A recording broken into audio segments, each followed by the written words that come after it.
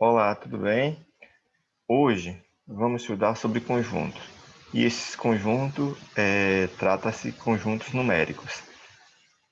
Vamos acompanhar o livro e compreender que tipo de conjunto existe na matemática.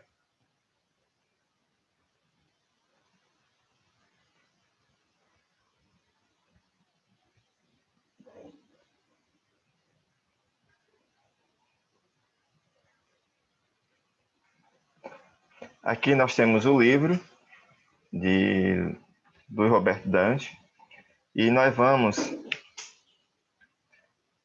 trabalhar com este livro de vocês. Eu creio que vocês já têm todos em casa. O livro é Matemática, Contexto e Aplicações. E o primeiro capítulo vai tratar sobre conjuntos numéricos.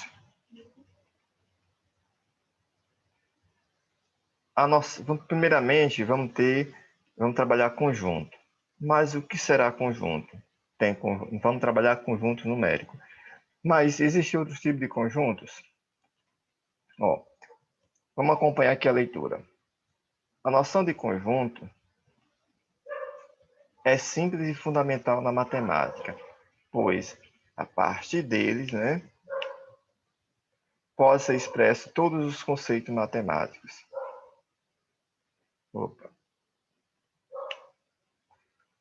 Um conjunto, o que é conjunto? Conceito. É uma coleção qualquer de objetos, não só de números, mas pode ser objetos.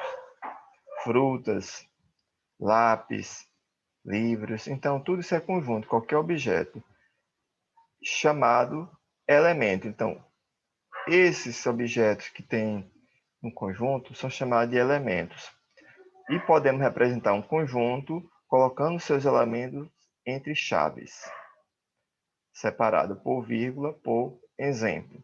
Então, aqui nós temos um exemplo de um conjunto. Conjunto C. Lembrando que um conjunto é representado sempre por uma letra maiúscula. Aqui nós temos um conjunto C. Você vê que o C é uma letra maiúscula. Das unidades federativas da região centro-oeste do Brasil. Você vê que aqui é um conjunto de elementos, de objetos. Não é só de número.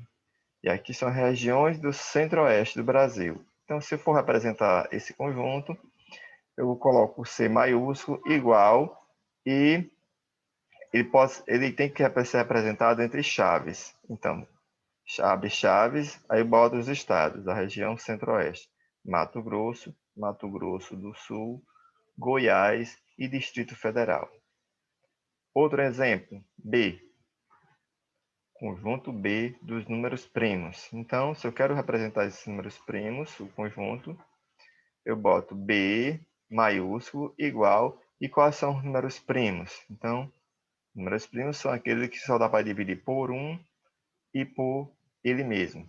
Então, 2, 1, 3, 5, 7, 11, 13, 17, 19, 23. São números primos são raros, né? Quem souber encontrar todos os números primos pode ganhar R$1 milhão encontrar a fórmula. E o conjunto C é o conjunto Q dos quadriláteros. Então, Q eu represento, botou aqui os quadriláteros. Então, aqui diz, um objeto A qualquer pode ser elemento de determinado conjunto. Pode ser. Nesse caso, dizendo que A pertence a A, escrevemos que se um elemento pertence ao conjunto, então representa assim. Na matemática, A pertence ao conjunto A, o Azinho, né? Caso contrário, que A não pertence ao conjunto, escrevemos assim. Não na forma de português, na forma matemática. A, o Ezinho cortado, não pertence ao conjunto A. Nos exemplos acima, nós temos, por exemplo, Mato Grosso, nesse conjunto aqui, Mato Grosso, você está vendo aqui? Mato Grosso pertence ao conjunto C. Então, e Paraná, nós vemos aqui, Paraná não tem. Não, esse elemento Paraná não pertence ao conjunto C. Então, Paraná não pertence a C. 2 pertence ao conjunto B. Você vê aqui o conjunto B e o 2 está dentro do conjunto B. Então, ponto pertence. E 9 não pertence ao conjunto aqui, ó. 9 é ímpar, não é primo. Nem todo ímpar é primo. Vamos prosseguir.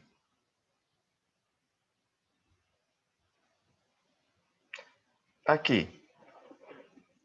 Outra maneira de representar um conjunto é por meio de suas propriedades. Que propriedades são essas, André? Está me atrapalhando. Ou condição. Se eu não posso colocar os seus elementos, os objetos, eu posso colocar uma propriedade. Por exemplo, a propriedade P, x é um número natural ímpar. Então, eu estou representando um conjunto por suas propriedades. Ou uma condição. Então, tem uma propriedade. Esse conjunto diz que ele é um número natural ímpar. Então, se eu for representar esse conjunto aqui, essa propriedade pode ser expressa pelo conjunto I. Então, no I, número ímpar. Ele botou, mas poderia ser qualquer letra I maiúsculo. Então, I, abre chaves, eu boto os números que são ímpar, as propriedades. Então, é 1, 3, 5, 7, 9, 11 e infinitos números ímpares. Assim, é indiferente dizer que x possui a propriedade P ou que x pertence a I. Tanto faz. Então, eu posso representar pela propriedade ou pelo conjunto I, enumerando seus elementos.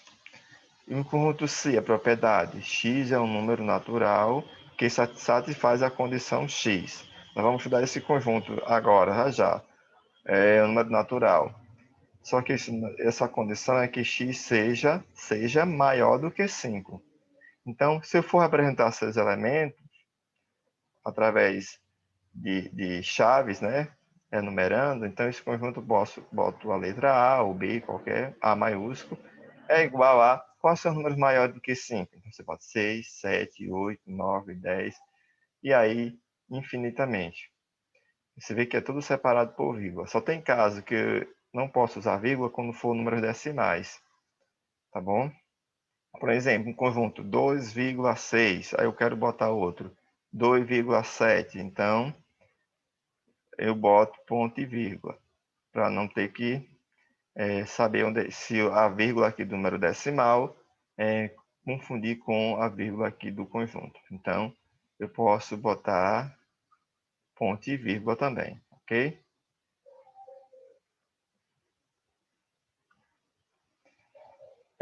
Agora consideremos dois conjuntos E e F. Aqui um conjunto representado com um diagrama. Se todos os elementos de E forem também elementos de F, dizemos que E é um subconjunto de F, ou que E está contido em F, ou ainda é parte de F. Indicamos esse fato por, então, quando nós estamos tratando aqui, nesse caso, não de elementos, mas de conjuntos. Operação entre conjunto, conjunto e conjunto, não é conjunto e elemento. Então, quando um conjunto é subconjunto de outro, dizemos que ele está contido ou que ele é parte de outro. Então, podemos dizer que é subconjunto de F, porque ele é construído com os elementos desse outro conjunto maior, que está contido em F, ou que é parte de F. Então, aqui, e se E não for subconjunto de F, se E não estiver aqui, pelo menos, um elemento não pertencer a esse elemento grande aqui, escrevemos que não está contido em F. Nesse caso, dizemos pelo menos um elemento de E não pertence a F. Por exemplo, nós temos um conjunto F, que é o conjunto maior. A, E, I, O e U. Se eu pegar um subconjunto de F, aqui eu posso pegar E e O. E pegar outro conjunto aqui, G. A, B, I, O e U. Você vê aqui que esse conjunto E, ele tem todos os elementos, está dentro de F. Ele está contido em F, ou esse conjunto E é parte de F.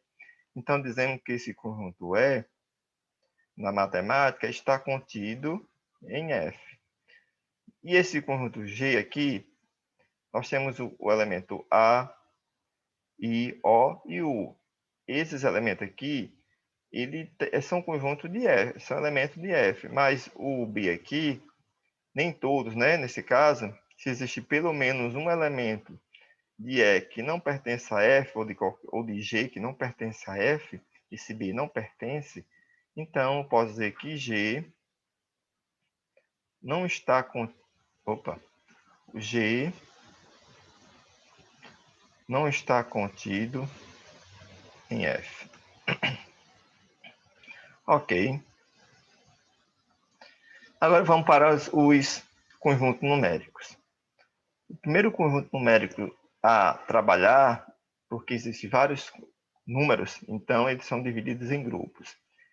E esses grupos, o mais simples é o conjunto dos números naturais. Esse grupo dos números naturais, ele surgiu de acordo com a necessidade do homem. Foram os primeiros números ao homem ter contato. Eles serviam para contar os elementos da natureza, contar carneiro, contar vegetação, contar qualquer pedras. Então, eles foram usados para contar esses elementos da natureza, naturais, né? Elementos naturais. Então, por isso que recebeu esse nome, conjunto dos números naturais. Então, eles são simples. 0, 1, 2, 3, 4, 5, 6, 7, 8, 9, 10, 11 e infinitos. Então, e o conjunto dos números naturais é representado com esse N aqui, ó, N maiúsculo. E também existe outro subconjunto dos números naturais. N, por exemplo, aqui, N asterisco é uma parte desse conjunto. Esse conjunto que está dentro desse. Então, se eu pegar esse conjunto aqui e tirar o zero, eu posso formar outro conjunto. 1, 2, 3, 4, 5, 6. E esse conjunto são chamados de números naturais diferentes de zero. Números naturais diferentes de zero.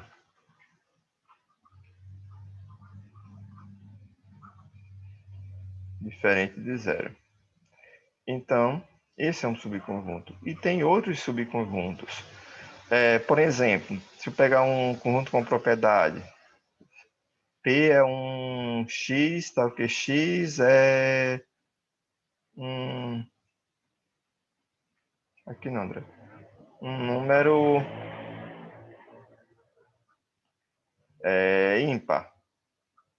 Então, você vai ver que esse subconjunto aqui, como foi visto anteriormente, ele faz parte desse conjunto, números ímpares. 1, 3, 5, 7. Então, ele é um subconjunto dos números naturais. Desse conjunto dos naturais, eu posso tirar vários conjuntos, ou subconjuntos. Números pares, números ímpares, números primos. Então, você vê que dentro de um conjunto eu posso tirar outros subconjuntos. E outro conjunto que nós vamos estudar dos números é o conjunto dos números inteiros. Ele é representado pela letra Z aqui, ó. E por que apareceu esse conjunto? Porque esses números naturais não serviam para fazer qualquer contagem, qualquer operação matemática no dia a dia. Fazer uma operação, uma subtração, por exemplo, eu quero fazer 3 menos 5. Então, com esses números naturais, dá menos 2. Não era possível fazer essas operações. E no dia a dia, fazer uma operação, fazer uma conta e davam números negativos. E eles não sabiam representar esses números. Então, daí surgiu a necessidade de criar mais um conjunto. Esse conjunto recebeu números inteiros, que é formado pelos números naturais e pelos números negativos. Então, esse é o conjunto de números inteiros. Então, destacamos o seguinte subconjunto de Z. Então, como eu falei anteriormente, esse conjunto Z pode ser formado outros conjuntos menores. Então, por exemplo, os números naturais, ele está incluído dentro desse conjunto, como eu falei anteriormente. Então, N, esse N aqui, se é subconjunto, quer dizer que N está contido em Z, tá bom? Veja a apresentação no diagrama, tá aqui, ó. Tem outros conjuntos, Z asterisco, são números inteiros diferentes de zero, tá aqui, ó, menos do zero. Você bota menos 4, menos 3, menos 2, menos 1 e tira o zero. Pode tirar também o Z menos, que são números, pode ser chamado números inteiros.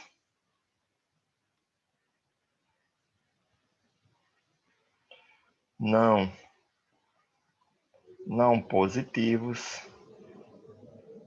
Porque tem um menos aqui, eu posso chamar não positivos, Z menos. E os Z mais são os inteiros. Quando é mais, chamam não negativos.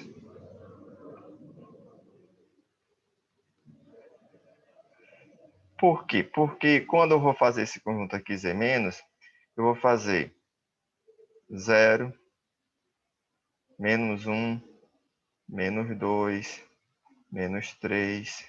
Você vê aqui e infinitamente. São números inteiros, que é formado pelos números negativos e o zero. Então, o zero nem é positivo, nem é negativo. Ele é nulo. Então, por isso que eu chamo não positivo. Eles são zero, incluídos os números negativos. E não negativo também são zero, que nem é positivo nem negativo, e o 1, ou mais 1, 2, 3, 4, 5 e infinitamente. Eles são chamados de números inteiros não negativos. Eles não são negativos, mas são positivos? Não, porque eles também é nulo. O zero é nulo. Outro conjunto que surgiu na necessidade do homem é o conjunto dos números racionais. Esse conjunto de números racionais é quando o homem fazia uma subtração e encontrava números com vírgulas. E esse número decimal com vírgula, ele por exemplo, dividia 5 por 2, dá 2,5. Esse número aqui, 2,5, ele não pertence aos números naturais, não pertence aos números inteiros. Então, daí surgiu a condição, a necessidade do homem criar mais um conjunto. E esse conjunto recebeu o conjunto de números racionais. Esses números racionais, esse conjunto é formado por todo número representado na forma de fração. E também todos os outros conjuntos anteriores. É formado pelos números inteiros e pelos números naturais também. Por exemplo, eu tenho menos 2, ele, apesar de ser inteiro, ele também é racional. Uma fração, menos 3 sobre 2, menos 1, menos 1 meio, as frações positivas e negativas. O zero, que é um número inteiro, é um número natural, também é um número racional. Todos os conjuntos anteriores que foram vistos é um número racional, ele engloba todos. Então, observe que todo número racional pode ser escrito na forma de A sobre B, que é na forma de fração, com A pertencente a números inteiros, e B também pertence ao inteiro, esse B aqui, só que o B não pode ser zero. E, por exemplo, menos 2, eu posso escrever na forma de fração? Sim. Se eu pegar menos 2, eu boto menos, se eu dividir 6 por 3, dá 2, então dá o mesmo número.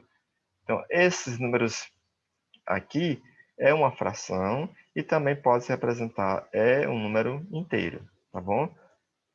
Então, o conjunto Q dos números racionais é formado por todos os números que podem ser escritos na forma de fração, com numerador e denominador inteiros, e denominador diferente de zero.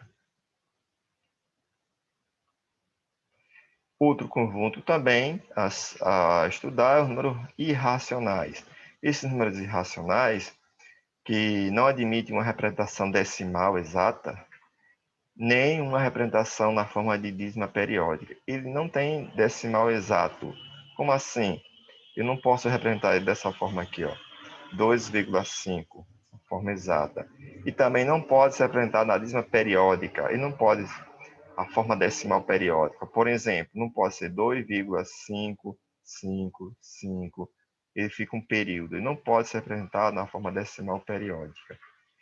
Então, esse número aqui recebe um número irracionais. O homem viu que alguns números, quando for feito alguns cálculos, ele encontrava a raiz de 2. E esse raiz de 2 não pertencia a nenhum dos conjuntos anteriores. Então, esse conjunto recebeu números de conjuntos, números irracionais. Por exemplo, raiz de 2 é um número irracional, pois a representação decimal de raiz de 2 possui infinitas casas decimais não periódicas. É um número infinito. Por exemplo, π é um número irracional.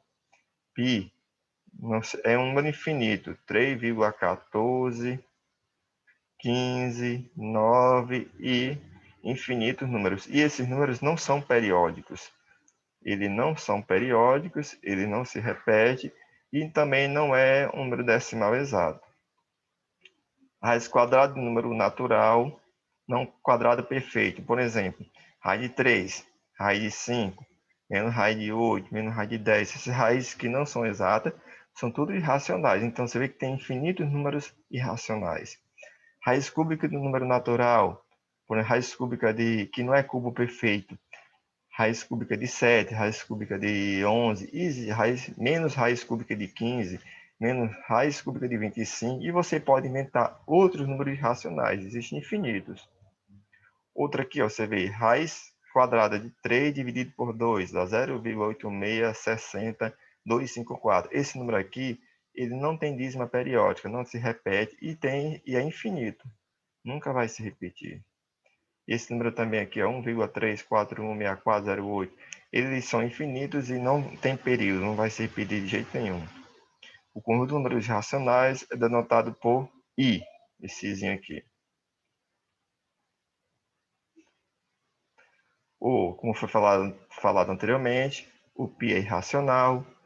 Tem o número de ouro, que é o número dos gregos, que é o φ, é irracional também. Esse número aqui, 1,618034. E é infinito. Esse daqui não é exato. É um número irracional. É chamado número de ouro, ou chamado número φ,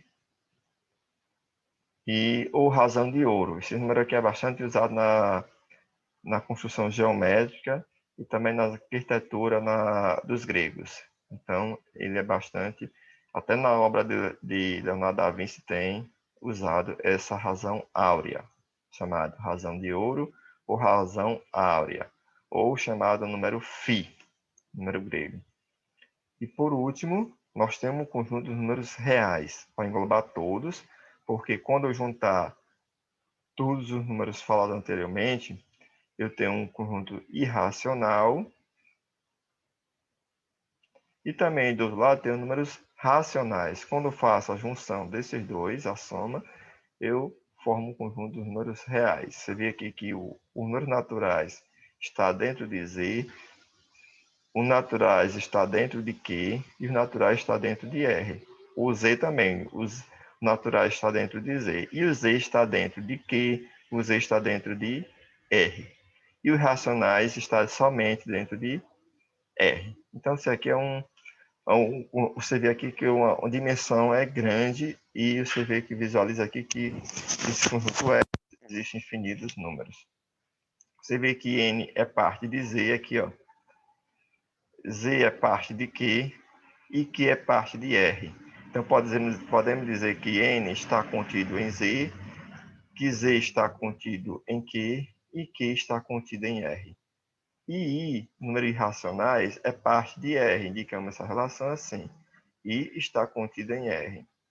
E Q e I não têm elementos em comum. Eles não têm nenhum elemento. Então, eles complementam o conjunto R. Tá bom? Então, é isso que eu queria passar para vocês. Nas próximas aulas, nós vamos fazer cálculos e operações com esses conjuntos. Obrigado. Até a próxima aula.